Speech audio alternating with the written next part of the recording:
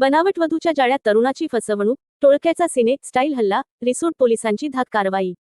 ग्रामीण भागात मुली मिळत नसल्याचा गैरफायदा घेत बनावट वधू उभी करून तरुणाची फसवणूक केल्याचा धक्कादायक प्रकार वाशिम जिल्ह्यातील रिसोड तालुक्यात उघडकीस आला आहे।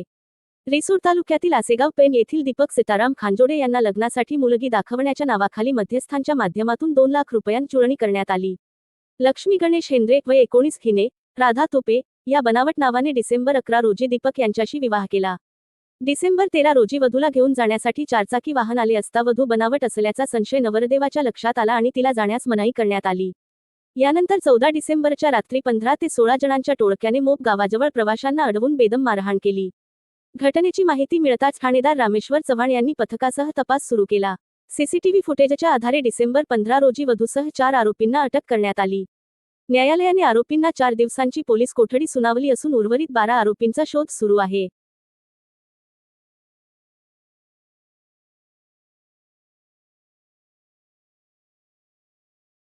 महाराष्ट्र सुपरफास्ट न्यूज मराठी, वाशिम प्रतिनिधी किसन काळे।